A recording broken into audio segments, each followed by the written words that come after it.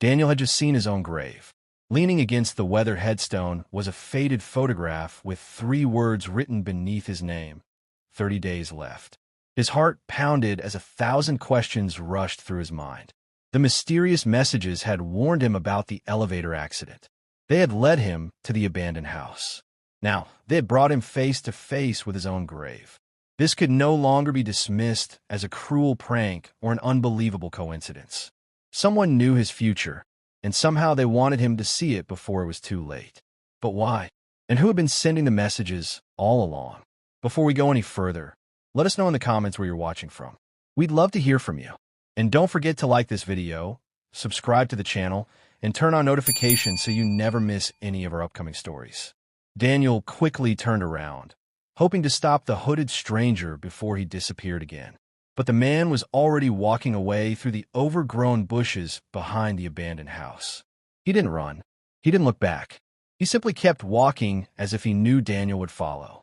Fear told Daniel to leave, but curiosity was stronger. He had spent days running from questions that only led to more fear. This time, he decided to follow the only person who seemed to know the truth. The stranger stopped beside a rusted steel door hidden beneath thick vines. He pulled it open without saying a word. Beneath it was a long staircase leading into darkness. Daniel hesitated. Every step felt like he was leaving the world he knew behind. The stranger finally spoke. "If you want the truth, this is your only chance." With a deep breath, Daniel switched on his phone's flashlight and followed him underground. At the bottom of the staircase was a forgotten research facility. Dust covered the floors. Broken computers filled the rooms. Shelves were stacked with classified files that looked as though no one had touched them for decades. As Daniel searched through the documents, he discovered the name Project Kronos. The research described an experiment that aimed to send messages into the past. Most of the files had been destroyed, but one report remained. It revealed that the experiment had succeeded for only a few seconds before everything went terribly wrong. From that moment on, the project was abandoned, and every record was hidden from the public. Before Daniel could read another page, every computer inside the facility suddenly came to life. His phone vibrated. A new message appeared on the screen: 48 hours left. At the same moment, every monitor displayed a single word: Daniel.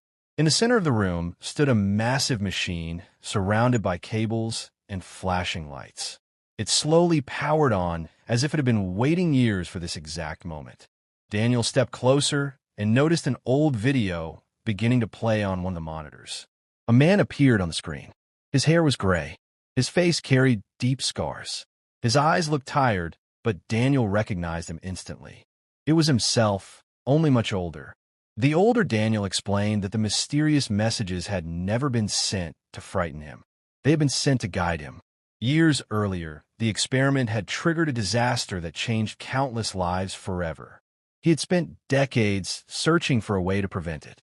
After trying every possible solution, he discovered that history could only be changed by completing the same chain of events that had already begun. The warnings, the abandoned house, the grave, and the journey to this facility had all been necessary to bring Daniel to this moment.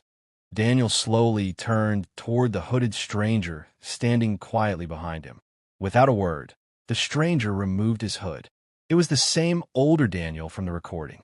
He had been watching over his younger self the entire time, making sure he survived long enough to learn the truth. He pointed toward the machine and said, "The future is not saved by changing the past. It is saved by understanding it." Daniel looked at the control panel. There was only one message left to send. The same message that had started everything. His hands trembled as he typed 6 simple words. "Don't go to work tomorrow." He pressed send. The machine flashed once before falling silent. Seconds later, Daniel's phone vibrated one final time. Message delivered. Recipient: Daniel. Time: yesterday. In that moment, Daniel understood the truth. He had spent days searching for the person behind the messages, only to discover that the sender had been himself all along. The warning that changed his life was never meant to trap him. It was meant to give him a chance to protect countless others.